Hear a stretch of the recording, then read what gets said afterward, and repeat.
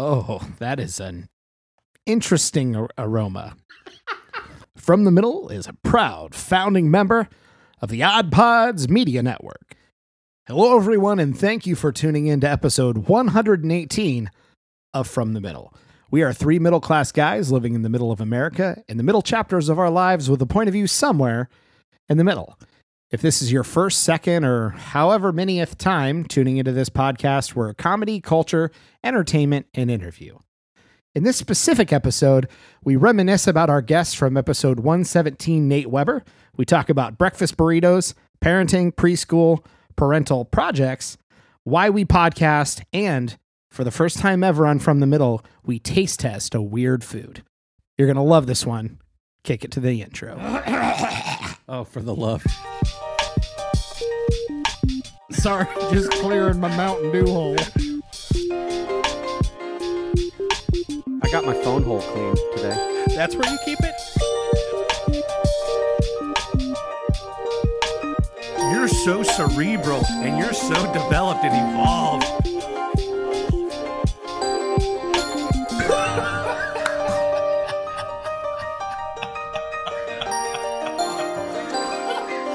From the Middle after dark over here.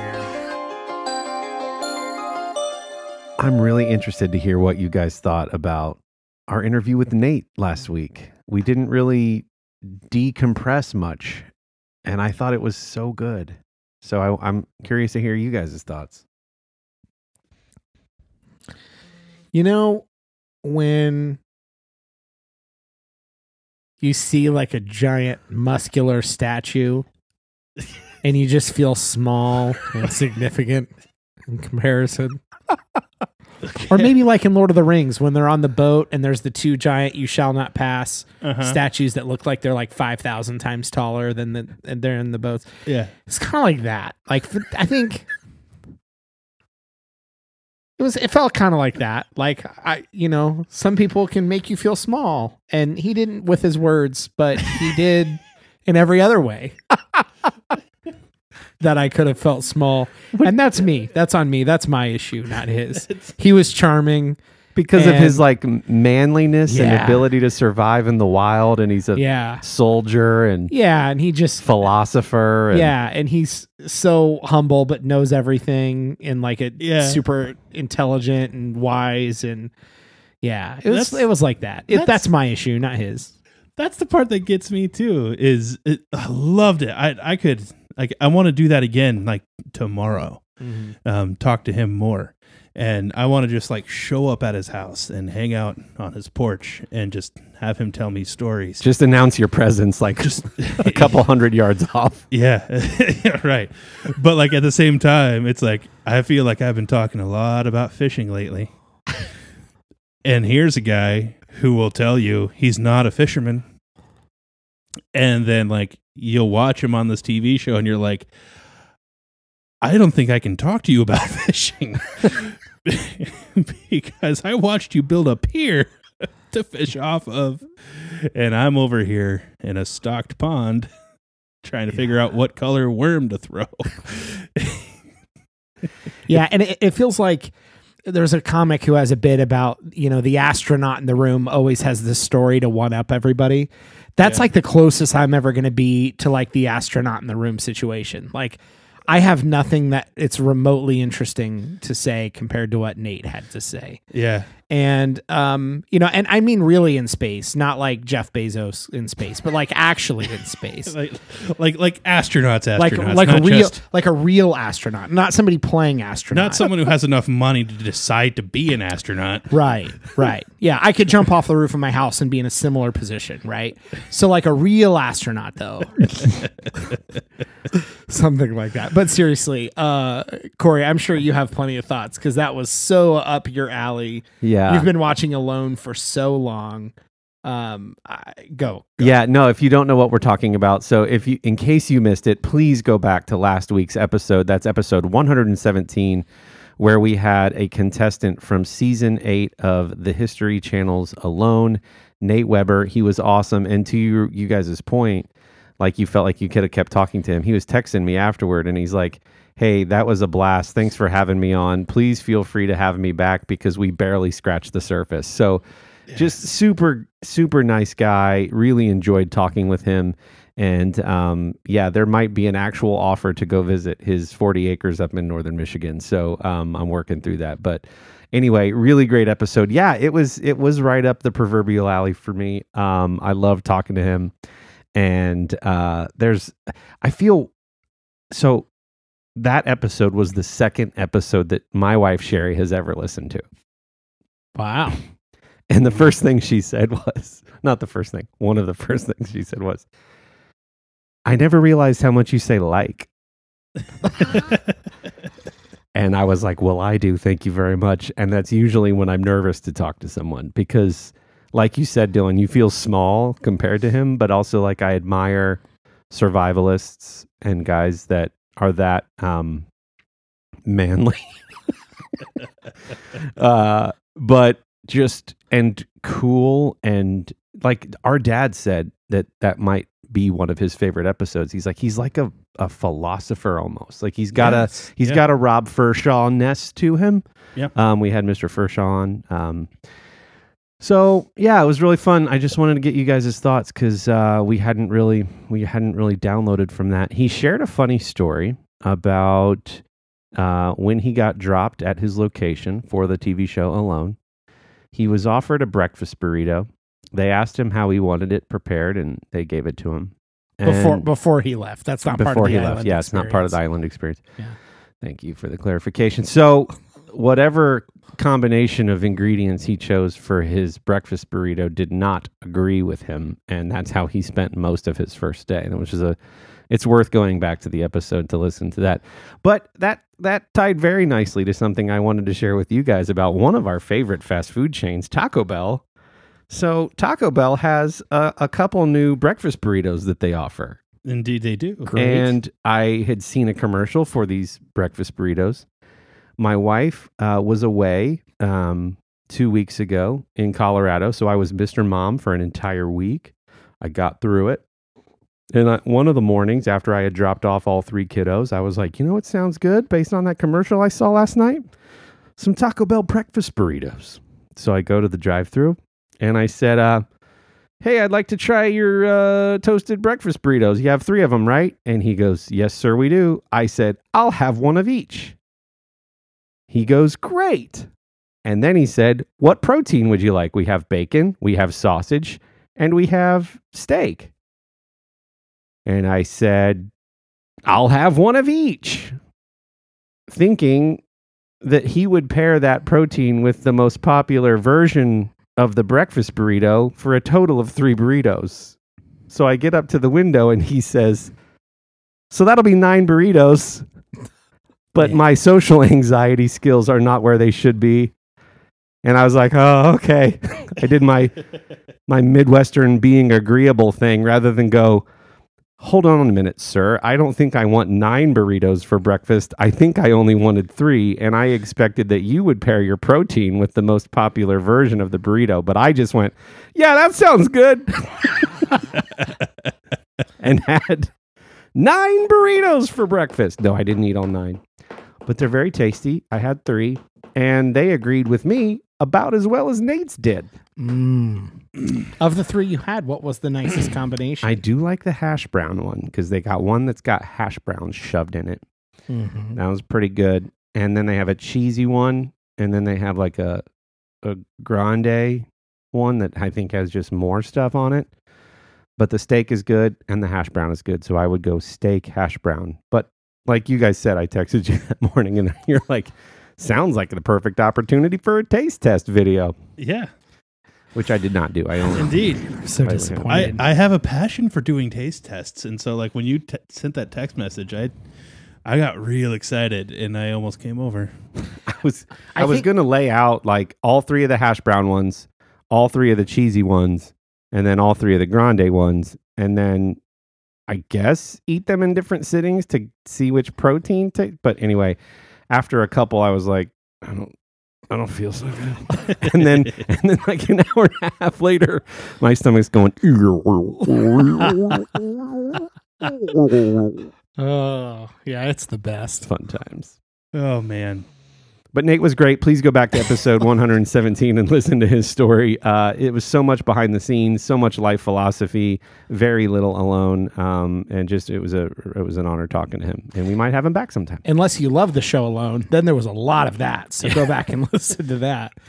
Yeah, I'm really disappointed. I think about the burritos. I think when you text, I was like, "Quick, do a Midbits video," which we have fun kind of bonus content on our YouTube page. One of those being Midbits, which are like fun little behind the scenes moments. And I thought, what a perfect time to take like one bite of each. And that would have only been 9 bites, which would have been similar to I could have done all the bites of 3 of them. That would have been a perfect time to try all of them and then chalk up as one of the Try Guys. He likes to, not the Try channel. This is the Try Guys. One of them likes to taste the menu, and he always has his his favorite and his oh no, I just forgot. It's like his favorite and his it's like the best favorite and the best not favorite. But he's not saying least favorite. He's saying something else. So you could have done that. You could have just ranked them. I don't know what I was thinking.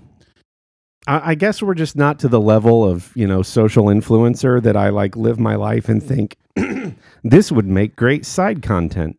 Well, to be fair, I didn't say it would make great side content. we never claimed that it would have anything made we do is any good. But some of the stuff y'all watch, I mean, I just started watching a new podcast that is hosted by Jeremiah Watkins, who's a stand-up comic, and Bobby Lee's brother Steve, who goes by Stevie Weeby, and their podcast is called Scissor Bros.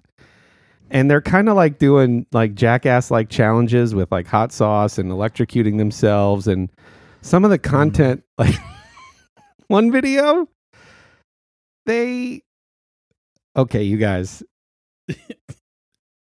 just when you think, What kind of content are we putting out? Why are we really doing this podcast? That episode didn't feel strong. That thing I said was foolish. Here's what they did.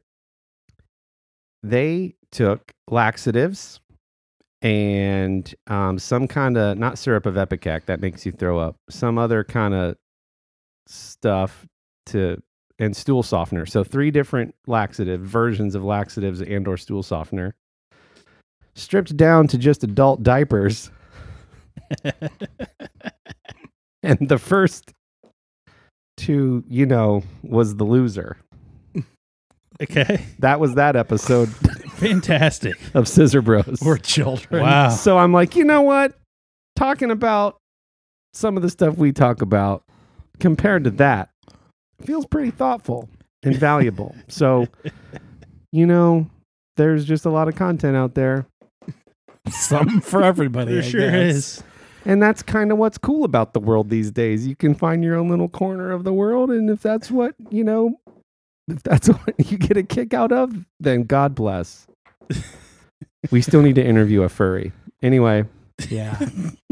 What's going on with you guys? Goodness gracious. Golly. Gee willikers. Well, we've had several great weekends of college football so far. That's all I'm going to say because other people have been watching it. It's been a ton of fun. Mm-hmm. I've watched a handful of great games. My daughter just finished her first day at preschool. Yeah. Which went really well. My daughter's name is Finley. And she had a great day. We asked her about it, and she really wanted us to see her drawing. And the teacher was very kind to put a little note in parentheses that said, she said it was a fox. So we knew for sure what it was. And when we asked her about the drawing, she said, I wanted to draw a fox in red, but I didn't know how, so I drew a fox in pink. Okay. So, yeah, which initially my brain went to overthinking that and thought, oh, she meant the red fox versus a different normal kind of fox. And then I went, no, she just meant the crayon color. Yeah. She didn't mean different species. That's really cute. She just meant the color crayon. So she had a great time. And, we as the parents were far more anxious and nervous than she was. And she was a trooper and had a great time and said, I think I want to stay the night at school was one of the other That's first. such a good sign. One of the other good. first comments we got back. And I said, well, I don't think you do that, but you can certainly go back in a few days. So, Cute. yeah, she picked lunch. We went to Arby's. That's what she Nice. wanted for lunch after her first day of preschool. Good choice. Was it spicy or was it good? It was as a popular question by my daughter, are things spicy or are they good? It was good. She likes to get the roast beef sandwich slider, kid slider with juice box and curly fries. And then always wants to see what the toy is. That's of course. beef, Beeth. Roast beef slider. So she had a good day. And they're probably getting Jimmy John's for dinner or something like that. So she's going to have a real good day. So my brother, we've shared this dad experience for the last couple of years now, and I'm really curious, as this was your first child, how drop-off was. Because from what I understand, because Finn had the sniffles a couple days before, she didn't get the orientation. You guys didn't get to see inside the classroom or meet the teacher. So you were literally going from our child has been home every day to we're letting her walk into a building. How was that? Yeah. So the sort of parent night, where it's let's address all the parents and then the parents can go without the kid to the classroom. She was sick. It wasn't days before, just so no one thinks I'm sending my kid to school 2 days before sick. It was a week ago. So that when she was sick, my wife stayed home with her and I went to the parent night and then went to the classroom and with the parents and the teachers with no children. And so I had, and this is a preschool at our church. So we know the general layout of where things are. And they had asked about doing a tour sometime in the last year. And we're like, well, we know where everything is. We don't need a tour per se. Right. So we got to see a room. Well, then she wasn't better in time for when one of us should have gone in with her to see the classroom and meet the teachers. So that's where it got a little dicey. And they don't let any parents in the building for drop off. So we literally had to take her to the door and then just kind of push her, just push her in the door and be we can't even tell her where to go because we can't see. It's sunny outside and the hallway. And we know there are teachers in the hallway, but we can't see them. So we can't say, go to that person. We just got to go, just follow the other kids and just kind of push her in. And she kind of stopped, a little bit like the cartoon, when they're pushing their feet out in front of them. It was a little bit that she was excited. I mean, my dad sent a Marco Polo video in the morning, I hope you have a great day at school. Yeah. So it's she was excited, but it was still we're not going with you. So just get on in there. We'll see you in a few hours. Yeah. It was good. I don't think my wife would care if I said, she was crying, she was upset. And then I turn into protector mode. So I can't process my emotions yet because I'm trying to make sure she's okay. And I was trying, cause I couldn't get in, I had to hand some supplies to one of the teachers. So I'm trying to get one of the teachers' attentions to hand him a bag. And by the time I turn around, I just see her being shoved in the last little bit. So I didn't even get to say bye, have a great day or anything. So then I dealt with that later. So What do you mean by that? The remorse and the anxiety of that, I dealt with that later. And so I'm in protector mode with my wife now. So making sure she's okay and trying to be positive, but you're allowed to have all these emotions, but also understand she's going to have a great time. And we just got to get through the first day. And then it's going to be great from there. She'll know the classroom and the teachers after that. And we really didn't doubt that she would have a good time. And so I had taken the morning off work. So we're let's run a couple errands. So the first place that my wife wanted to go was Hobby Lobby. And so, because I don't care about anything in there, that's when I started dealing with my part. Now she's perking up and I'm my stuff is sinking in now because, she was crying on the way to the car and one of the other, I'm going to guess it was one of the kids grown-ups. I'm going to guess maybe a grandma.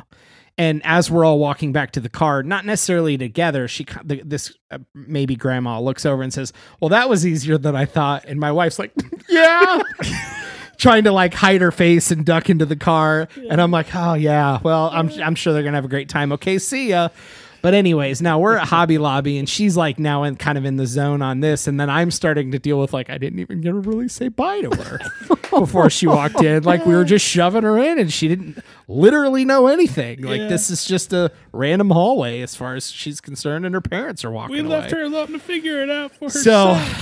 So I think the further we got from, because the teachers had basically said like, if there's an emergency, we'll call you. But otherwise, we've done this so many times. Your kids are going to have a great time. They'll calm down in 2 minutes. You're like, this is the first time for you. This is the 23rd time for us. Yeah, this preschool's been in operation 30 years. Like these people all know what they're doing. And so the further we get from having dropped her off, the more comfortable I get that they haven't called yet. And I'm starting, and then we hit a couple other places, and I'm okay. Now it's almost 11. We're like pick her up at 11:30. I'm like, great. The day's almost done. We'll get to see her, make sure she's okay, and then we'll feel a lot better. But it was fun. A little bonus part of the story.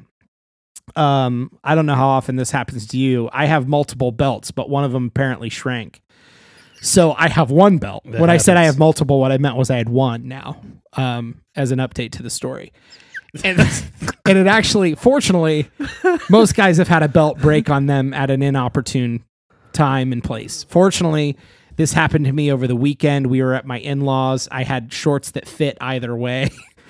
And it broke, and I threw it in the car. Not a big deal. Mm-hmm. And so I knew I didn't have like a belt, so I couldn't wear like my khaki shorts because they were a little too baggy. So I'm in jeans and tennis shoes, and it turns out I didn't have a t-shirt clean that I wanted to wear, so I put on a hoodie, and it's still hot outside.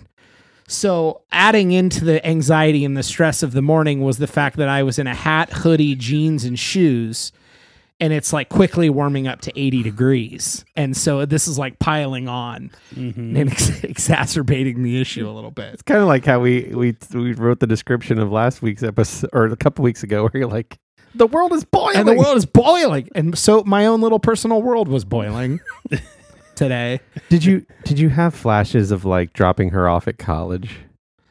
Or was it just... I mean, I probably was mixed in there. Like you said, there was a little bit of where like there's just enough distraction where we're kind of working and driving, or I wasn't working, excuse me.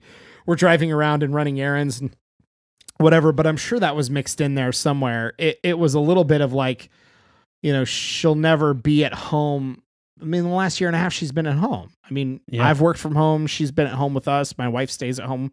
So like we've all been at home every day. Yeah. And so it was like, this is the beginning of the school era is what was crossing my mind. Like this is at least, 3 to 18, if not 3 to 22, 26, whatever. So it was like, this is the beginning of a whole era of life.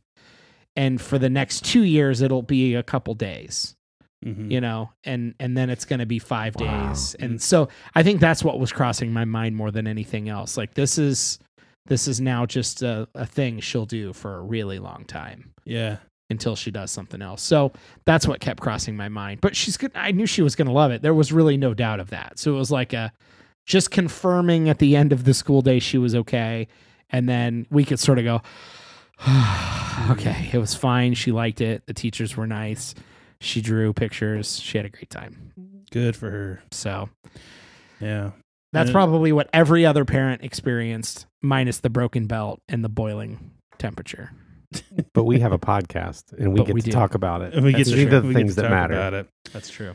So you'll have plenty to process down the road. As Kory just gave you one, so you're going to have that going through your head now. That's what Kory just did. Yeah, he gave you a thing that now you have to process that later. I can think about that and sob on the way home. That'll be good. I'll give you another one. Okay. In a couple of years, you and your wife are going to eat lunch by yourselves for the first time in years. Mm-hmm. And that's going to hit you. That one hit me. Yeah. First time in 5 years that I ate lunch by myself was like a couple weeks ago. Yeah. Still very raw. It was lonely. Yeah. It was lonely. Well, it's funny because typically my mom, or our mom, for anyone who's listening for the first time, Kory and I are brothers. And so my mom, or our mom, usually says, doesn't it feel like it's just flying by? And I'm normally like, No. Nope, not yet. I don't understand that. I mean, I've enjoyed working from home the last year and a half, but that also means that it doesn't make time feel like it's flying by, because I'm there for breakfast, lunch, and dinner pretty much every day. And I'm very grateful for that. That's not a complaint. But I think the more she's gone doing that kind of stuff over time, it'll go a lot faster. Yeah. Do you ever like zoom out from your own life and see it as though it's a scene in a movie? So like, Kendall, you're fishing with your son. He's caught his first bass. Do you zoom out for a second and imagine that you're the grandfather and he's teaching his son to catch his first bass? Or like your daughter's dancing on your feet like they do to a song, and then you like flash to their wedding.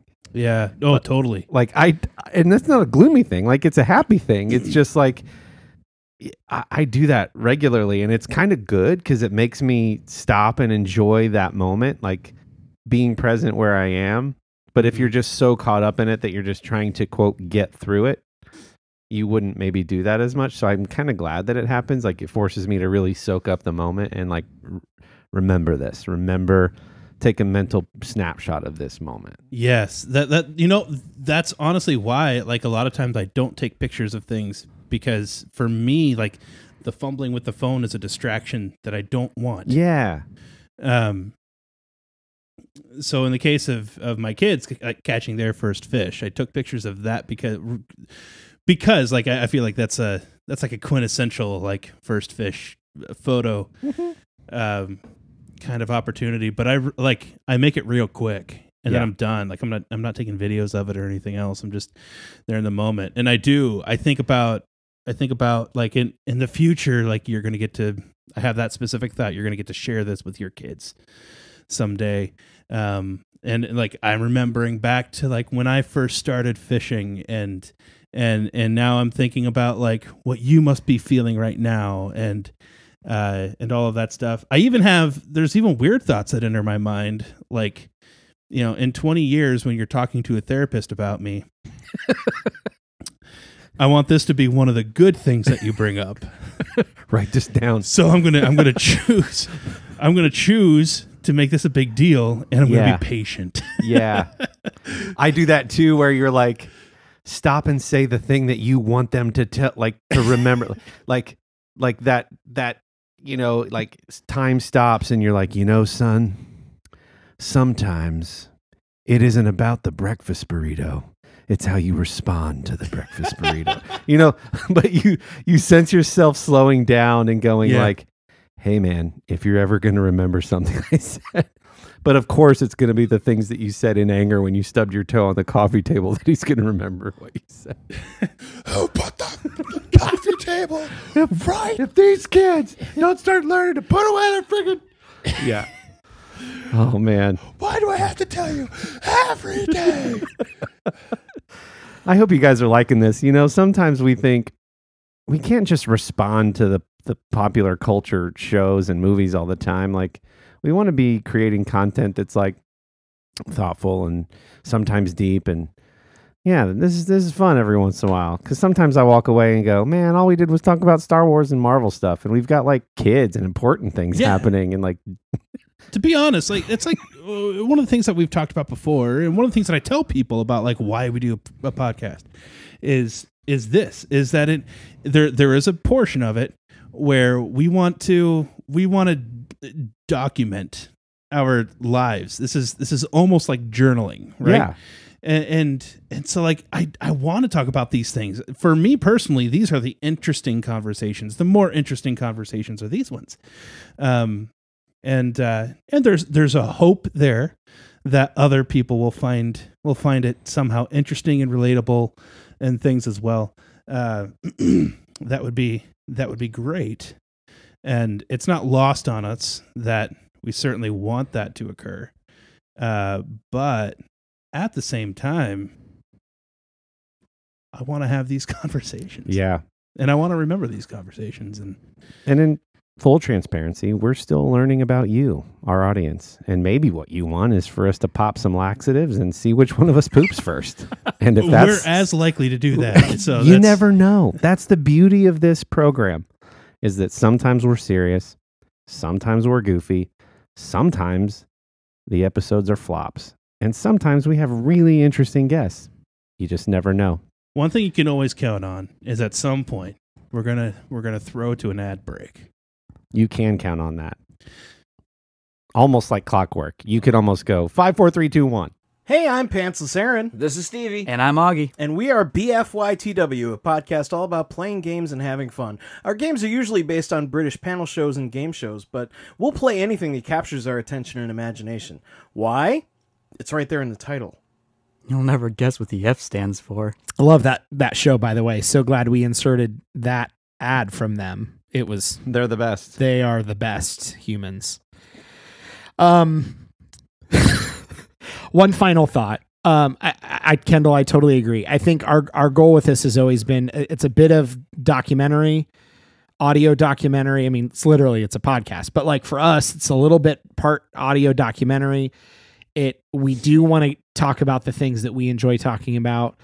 And I think a lot of it is finding a way to avoid being the people that complain. Their form of entertainment is just complaining about everything and trying to make that entertaining. And I think we often find the good in things, but can still toy around with it and play around with it in a fun way, in a relatable way. And I think that's why we consider ourselves a comedy podcast, whether we're comedians or not, which we're certainly not. I think that's what we're going for.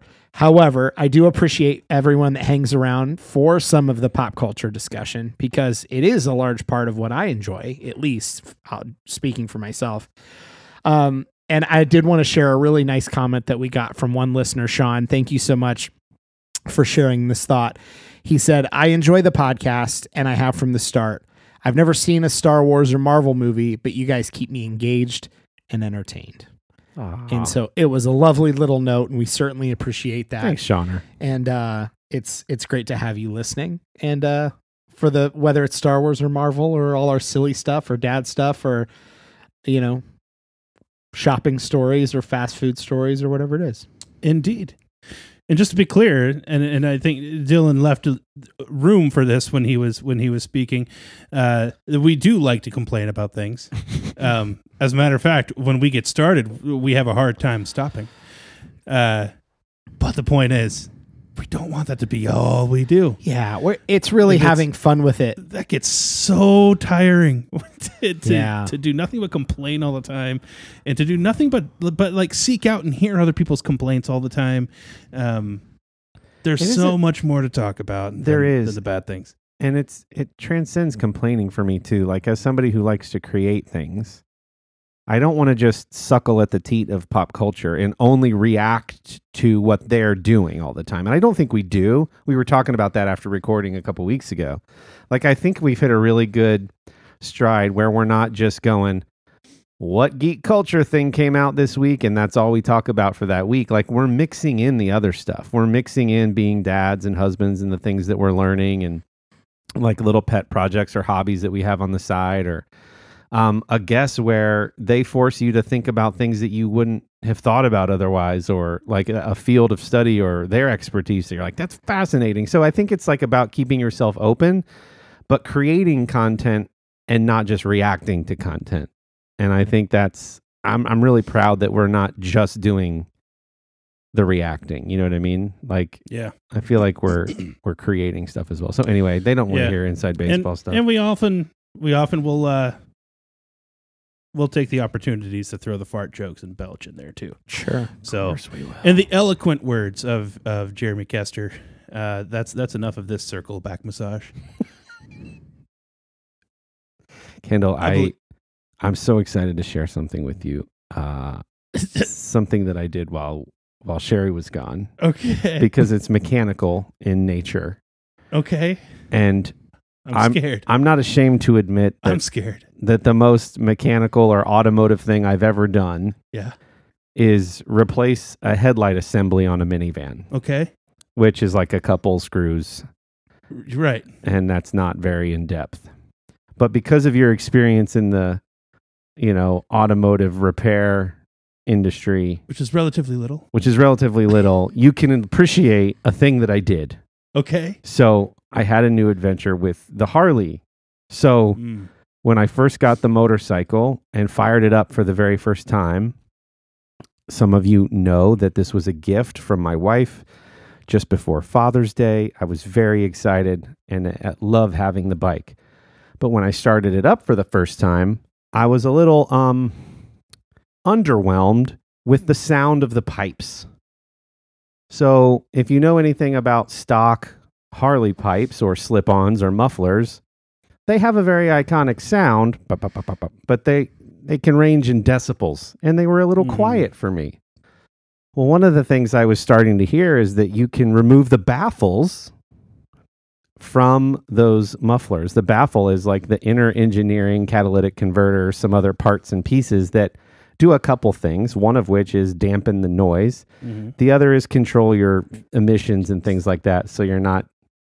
Yeah, so we've had Greg, my motorcycle buddy, on a few times, and he said, oh, you know, all you got to do is get a piece of rebar and a hammer, take those things off, and just from the one end, just bang the heck out of that, and they'll just come right out. There's just a couple spot welds. That's all you got to do.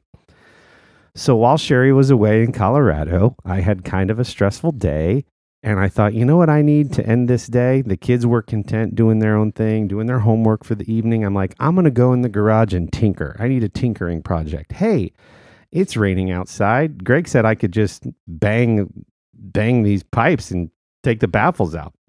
So Dillon's going to share some photos with you if you're watching on the YouTube. So I took the mufflers off. That's the first photo. And the second photo here, those are the two mufflers up on the workbench with the little heat shields there laying on there with the straps. So I got those. Okay, next photo. So this is my attempt at banging on the... Is that the catalytic converter? It looks like it's got a honeycomb or like a I don't know, probably. I don't know much about motorcycles. So I'm an idiot. I'd be like, okay, so you know what it looks like when you got a roll of a streamer and you're just looking at the cross section of the party streamer? That's kind of what it looks like, but it's made of metal. So I just like bashed the rebar all the way through till it was coming out the other side, and it wasn't budging. So that's when I learned on the opposite side, the side that where the exhaust comes out, there are 3 rivets holding that whole assembly in. And I'm literally Googling well, at this point, I'm doing the non-Nate Weber thing, the non-manly thing, and I'm going, I shouldn't have even started this. I don't know why I did this. I don't know anything about being an engineer or like anything. I shouldn't have even started. Now I'm going to have to, I've screwed it up. I don't know how I'm doing all that. And I'm like, you know what? Just, what's the next thing you know to do? So I'm like, I don't know how to get these rivets off. So I Google how to remove rivets. You know, there's 3 ways you can remove rivets. You can drill right through them. You can use a grinder, which I knew I didn't want to use a grinder on a chrome Harley pipe, or you can use a chisel, which I knew I also didn't want to use. So YouTube, this is what's great. You can just learn. YouTube says, find a drill bit that's slightly larger than the rivet you're trying to remove. Drill till it cuts through the other side. It'll slip right out. So the next photo, that dirty cylinder was inside of the shiny cylinder, and it came right out. All right. So I got the baffles out, and my bike sounds super loud and awesome. I heard it when you came up. I did a thing. You guys, I did a thing all by myself, right. And then go to the next picture, and that's what it looks like when you put them back on. All right. I was so proud of myself. Hey, I'm proud of yourself, too. I was like, I did a thing. I legitimately did a thing, and I didn't break anything. There you go. So that was just a lesson in knowing yourself well enough to know that you needed a project. 2 or 3 times during that project thinking, I shouldn't have started this project, but just going, you know what? What do you need? What's stopping you? What's the next thing you need to learn? And I learned like 3 or 4 things in the process. I learned how my pipes are attached to the bike. I learned how to remove rivets. And I learned that Greg's a filthy liar because he said all I had to do. No, he knows he had different kinds of mufflers. And so, yes, for his version of mufflers, that was the other thing. You go to YouTube and I'm going like, how to remove baffles from 2011 Street Bob. And of course, none of the slip-ons or mufflers look like mine do. Yeah. Some guys are taking 3 1/8 inch hole cutters and they're not even taking the pipes off. They're just drilling through the plate. And then they're like welding and grinding. I'm like, I don't have any of that stuff. Yeah. So they're just drilling through the baffle plate. Yeah. Anyway, so yeah, it was just three silly rivets slid right out, and now it sounds really loud and awesome. Probably breaking some fuel emissions regulations, but Maybe. you know what? A loud bike is a safe bike because people hear you. And I was really that's what you guys tell yourselves. Yeah, that's pretty much it. But it's not annoying. It's not over the top. It's not like waking up neighbors. Yeah. So now to get yourself a brand new pair of slip-on mufflers is only a couple $100. So this is just a stopgap solution. Just wanted them a little louder. You can get different tips, chiseled tips or flat square tips. Can you get whistles? Whistle. What's that YouTube video that was going around? I don't remember, but woo woo, woo, whatever. Anyway, so I just thought, you know what? I am not mechanically minded. I don't take on projects like that very often, but something about reading Zen and the Art of Motorcycle Maintenance made me feel like I could. And so I just tried it. And after a few small hiccups, got it figured out. Nice. I was really proud of myself. I think the real lesson is, even if something had gone wrong, you can throw money at any problem. Sure. And that's really all it is. As we've already talked about, if you have enough money, you could just be an astronaut. You could be a, quote, astronaut. That's right. Sometimes I try to fix things and poke holes in my pool. So, you know. Yeah. Well. Wins, losses. I just thought you'd appreciate that, buddy. That was great. I do. Kendall, any updates? I have one more. It's an update / question. Okay. But Kendall, I want to hear from you first. Oh, for me, it's my life has been all about fishing still. So Beautiful. it was 7 years, and then 2.5 weeks ago was like the first time in 7 years that I had gone out. In that 2.5 weeks, I have been out a total of 6 times now. Nice. And making up for it. I've got plans for probably Friday night and Saturday morning again. Nice, man. Sick. He's back at it, folks. And I mean, what's making it so much more fun is that like my boys especially are way into it. I keep trying to get the daughter into it, and she's kind of half one foot in the door. And I'm trying not to be overbearing. I'm like, I've told her like, I'm not going to make you go. I'm just letting you know that if you do go, I'm going to make sure you have everything you need. So, she came along once, but she wants to go again. She says she wants to go again. In any case, yeah. So, we had the twins were at a grandparent's house this weekend and this past weekend. And so it was just Isaac and I and my wife, and he wanted to go fishing. And so we went on Friday night, and we fished until dark on Friday night, which is cool because it wasn't a school night. And then like we got home, we slept, we got up at 5:30 and went out at twilight, and we had lines in the water before the sun came up the next day. And it was Saturday morning that he caught his first fish. Nice. And so now the boys each have a bass in the bag. And that's all fun and exciting. And this, I typically you want to keep them in water, but so yeah, no, that's good. I've been just gearing up for more fishing. I did a thing. I built a rod holder out of wood to hang from my garage ceiling, if that counts as a project. Nice. I did that on Saturday and Sunday. Our bar for projects is very low. So of course that counts. I started off with 2 pieces of wood, and I drilled giant holes in them, and then used a boy, names of Jigsaw? tools are jigsaw to cut for the slots. to cut the slots in on one of them, and then I had to figure out a way to get them to hang like 10 inches lower than the ceiling so that I could reach them, and so I was really thoughtful about those 2 pieces of wood. I'm like sanding off the corners. I'm rolling edges. They look really nice. And then like the process of trying to get them to hang the height that I need them to hang, because I couldn't just attach them directly to the ceiling because they needed to be lower than that. It's very jerry rigged after that. yeah. So it's literally just I'm tired of not parking in the garage, and so we're just going to get these up there within the next hour. And that's what we did. That's what I did. And then So they're just hanging by yarn. Like they're just screws. I mean, I found studs and stuff, but I didn't I didn't bother to cut properly angled pieces of wood for like good bracing. So like if I knock one sideways, it's gonna pull the screws out. But Bring the Christmas Scotch tape. maybe one of these days I'll go up there and like attach them together or something, box them in so that they'll be stronger. But yeah, they're working right now.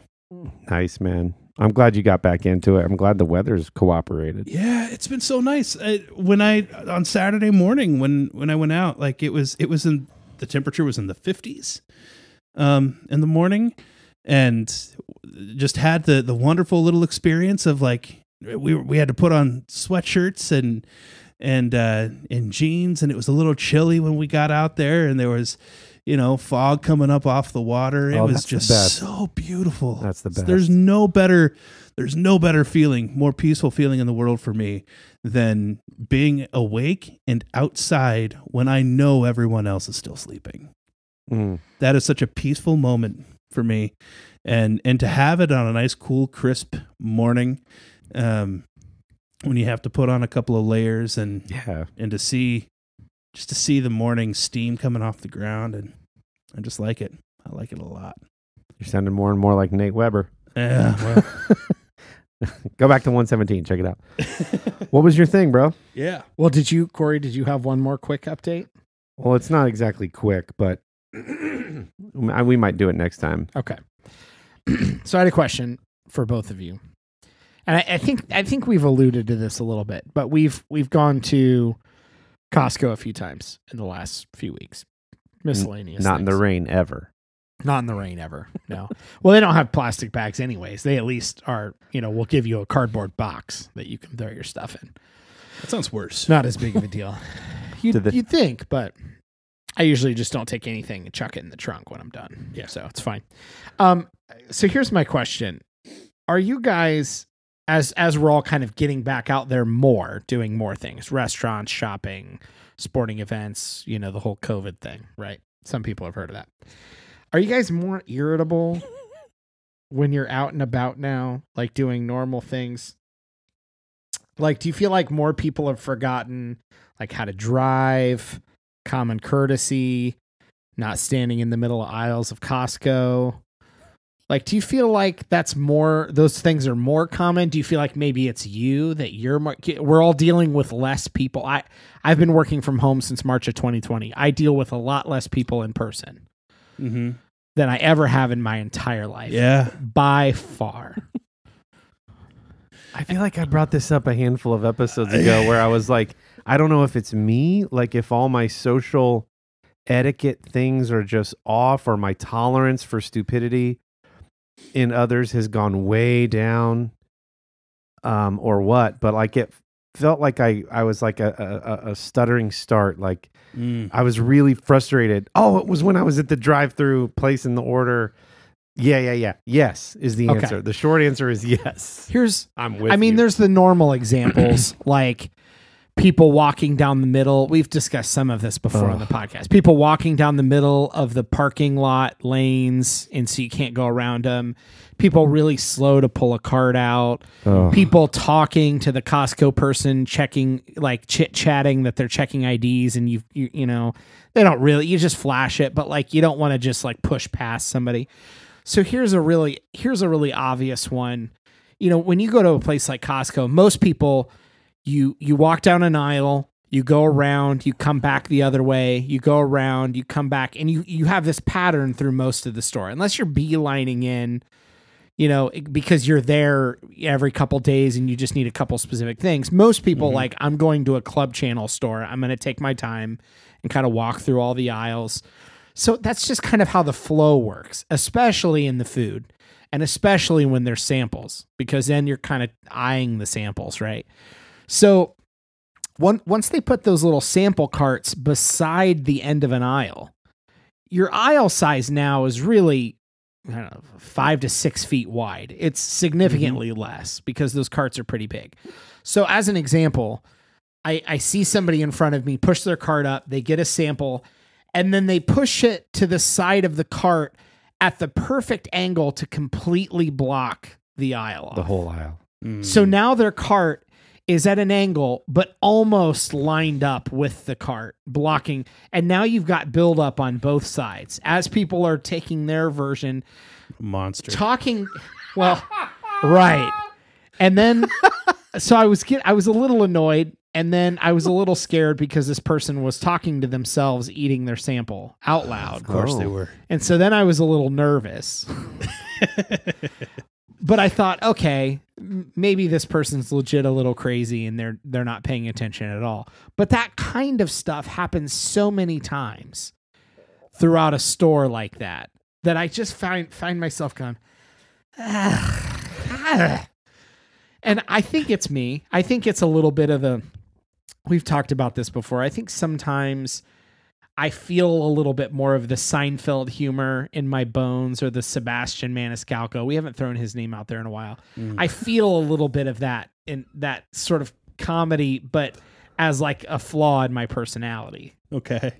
And so I had to ask, and yes, Kory, you're right, because you've brought it up frequently, but I didn't know if this is becoming more and more of a thing. Kendall's not, apparently, because he's just fishing serenely out by himself. That's all I do. So maybe it's just Kory then. You just flew. You had some stories about flying. Yeah, it keeps coming back to spatial awareness, people's lack of spatial awareness, and people being in my way. Mm-hmm. And I'm not really ever in a hurry to go anywhere, but I think that's just when I notice it. Yeah. This is how bad it gets. I thought of this as a question to ask you guys. You're on a main road.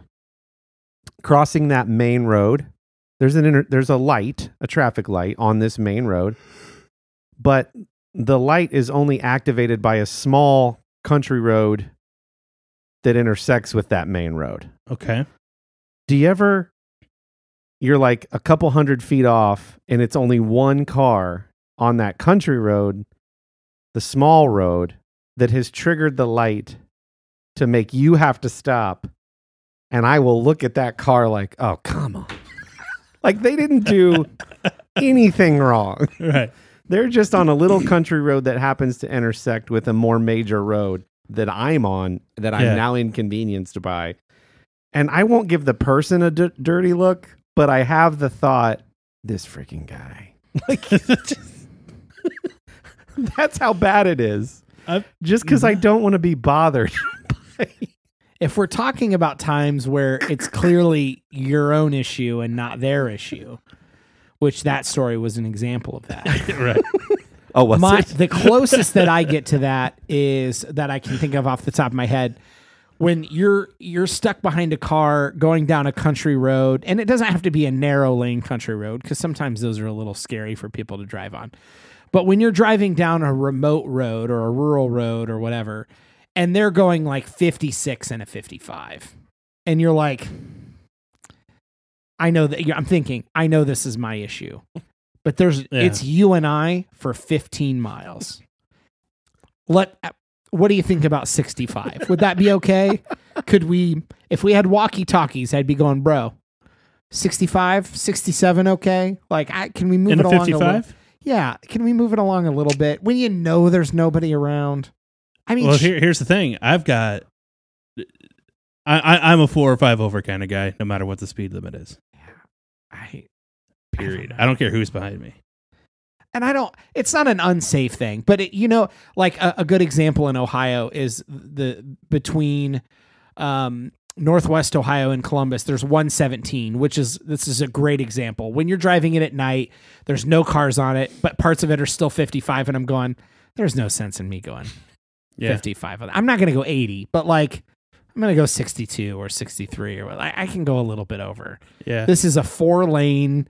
There's no cars out. There's nobody around.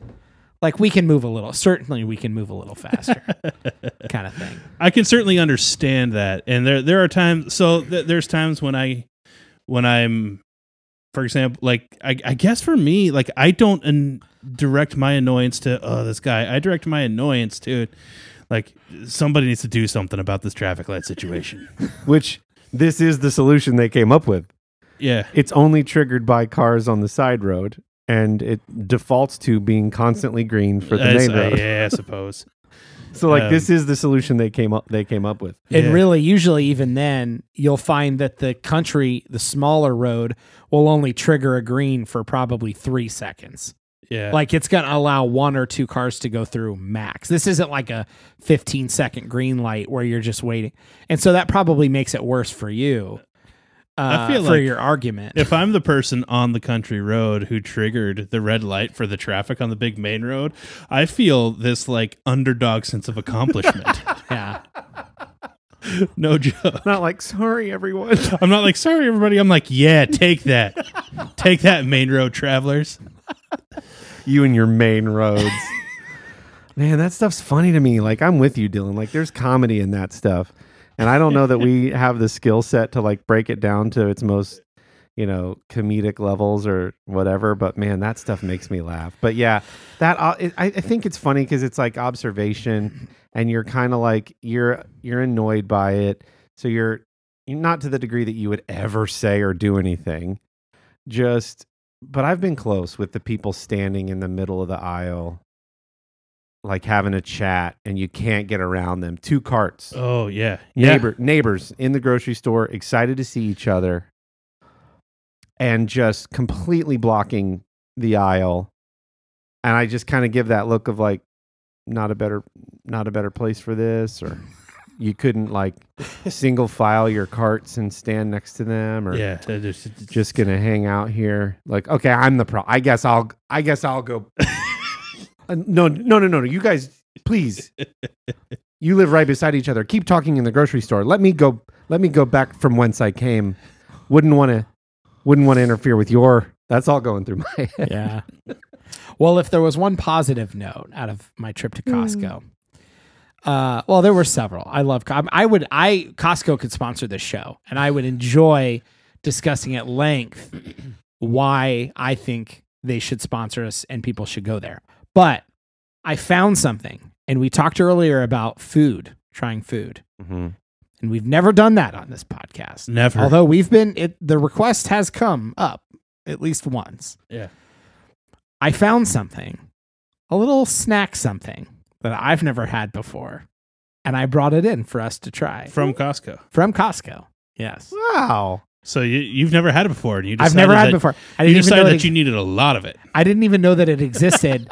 And now I have a huge bag of it. And I don't know if it's going to be good because I've never had it. I cut the bag up. Full disclaimer. If there's like the one person on YouTube who's like, zoom and enhance, that bag was already open. Full disclaimer. I opened the bag. Or I cut the top of the bag. I have not opened it. I've not smelled it or tried it. I'm scared. No one is watching our podcast that closely. No one. That was the joke. Oh, The zoom okay. and enhance, like as if anyone's doing that. Thanks. Deflated it. So I'm really excited to try this. I'm excited to try and to it. share it with you guys. Let's do it. And so here we are. And I'm going to queue up a picture for anyone that's on YouTube of the bag so you can see it because I'm sure I'm going to say the brand wrong. Hold on. You'll love how big the bag is. Good night. Happy shrimp chips? So Kusa, good for you. Shrimp chips. I have a bag that's approximately the size of my child. What's the net? It says net weight is 16 ounces. It's got to be a joke.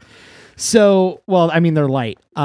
There's a quote by the shrimp on the front of the package with garlic and butter. So this little guy says, "I am wild." And then it says made with wild shrimp. And it's happy shrimp chips. Fried shrimp or fried chips made with wild shrimps and sustainable palm oil. Okay. So I brought these in. So anyone zooming and enhancing. Sorry for all the noise. Sorry, the crinkly is it's the end of the episode. Oh. I've cut the top, but I've yet to open this and smell it, and I've not tried it yet. And this is one of the most unique things I've ever seen at Costco. This is, yeah. What's it smell like? It's an interesting aroma. I've got to do We're some going in and editing in trying here for the next again. couple. He's That's not- something. Are you going to take a couple out? Okay, let me take a couple and make sure to give a good smell first. Are we not going to, we're going to eat at the same time, but Yeah, we're sure. going to yeah. Yeah, sure. hold your reaction Toss on me, this smell toss though. me a shrimp. Throw me a shrimp. It's they're basically white. They're not yellow like normal chips. They're very light and airy. It's almost like some of the popped chips. They're very light. It looks like they have a little seasoning on them. They look maybe air baked or something like that. Smell like Funyuns. You think so? I don't eat Funyuns, so that would be that's not a smell I would know. But I'll take your word for it. They totally smell like Funyuns. Okay, Kendall thinks they smell like Funyuns. He wasn't near a mic. What's going prawn? They're the size of normal chips. They are white with a little seasoning, and they look air baked. They're very lightweight.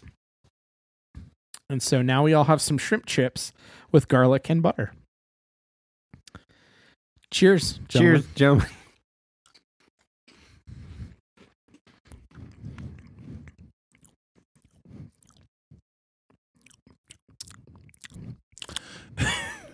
This is going to be my wife's favorite part of the podcast. She loves mouth. For those noises. of you with misophonia, who are wanting to throat punch all of us because of the, I tried to make a pun about shrimp, and I said, "What's going prawn?" But it was a stretch. What's going on? But with prawn, Oh, yeah. we're not talking about how they taste. The bag smells very interesting. They taste like a very standard. It's just like it's a light garlic flavor on a chip. There's like a little front end of shrimp, but that's just barely there for me. I can taste it, but only if I'm looking for it. I got it right at the end just now. Super The bag tastes seafoody. smells. You have to have like 5 or 6 in quick succession, and you get it right at the end Mm. because they're so light. Super light. I would They're do good. this. I do like them. These are legitimately really good. Well, very light garlic, moderate garlic flavor, very light butter, very light shrimp. I've had like 12. I'm actually really see now the end. Every now and then a piece of the shrimp will kind of catch your taste bud and you go, "Oh, that's shrimp." Yeah. Which feels really weird from the texture of the chip. It's like my after breath smells and tastes like I ate shrimp. It's like when you go to hibachi and then you're burping after. Yes. Yeah. I would describe these as hibachi burps. I'm actually really impressed. These are like delicious. I'd eat them. I'd buy them. And I have Wow. more. I have probably a whole year's supply now in a bag. And this is the kind of beautiful thing that Costco brings to the table. Because I just saw this 13.5% shrimp give or take, on the bag. Well, hey.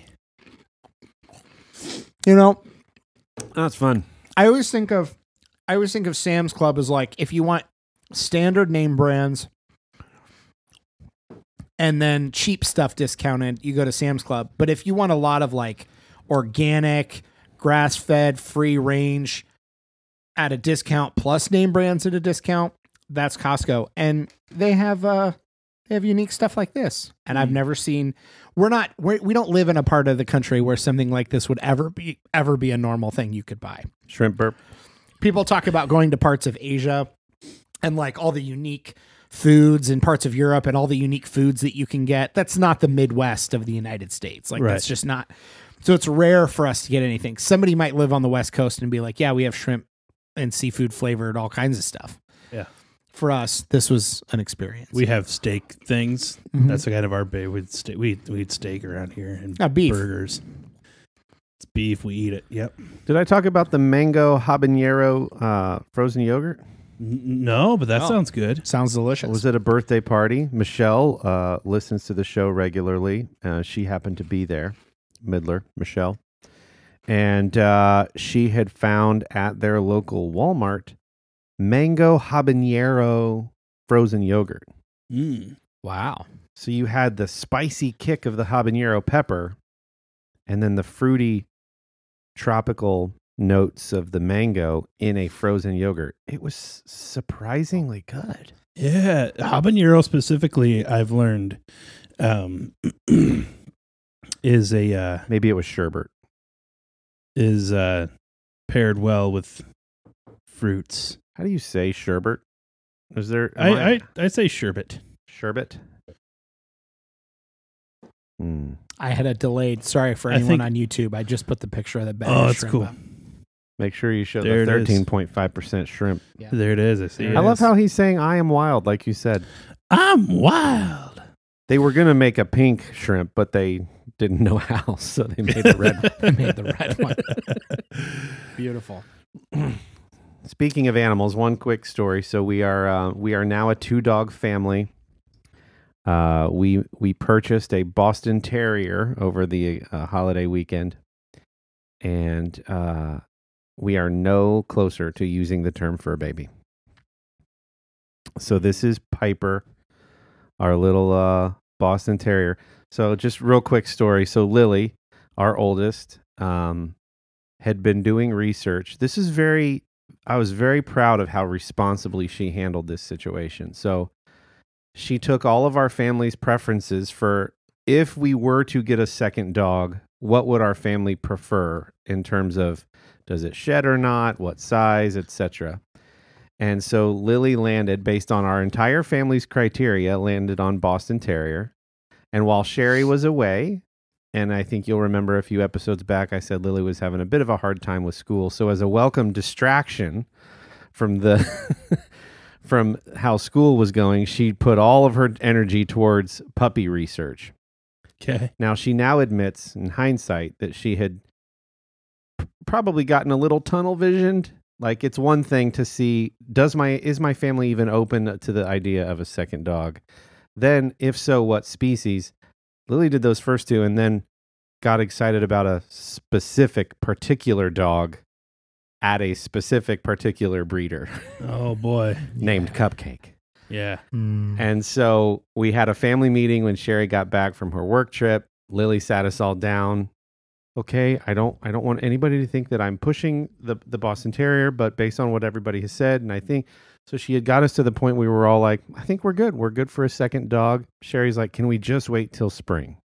When Lily says, okay, but also there's a specific dog named Cupcake that I kind of had my eyes on, and we're like, listen, we understand, but are you willing to admit that you probably went a little too far? You took the train a little too many stops. She's like, yeah, you're right. I probably shouldn't have got excited about a specific dog, but she had already contacted that breeder, and the breeder knew she was interested in Cupcake. So we kind of like, she was a little disappointed, but it was like, you probably went too far, right? Right. Okay. So we're all good. We're good for a second dog. We're good for a Boston. Let's wait till spring. The breeder texts Lily and says, somebody else is interested in Cupcake. You have an hour to let us know if you wanted her. Jeez. So now we're like, okay, variables changed. So I said, Lily, tell you what. And Sherry was in agreement. I said, I will take you to see the dog, but I need you to be fully prepared that if the breeders are like, have been keeping them in bad conditions, or the temperament of the dog is not good or is flea ridden, I need you to be okay with us walking away after meeting the dog. And if you promise that you're willing to walk away from this, then I'll take you to see the dog.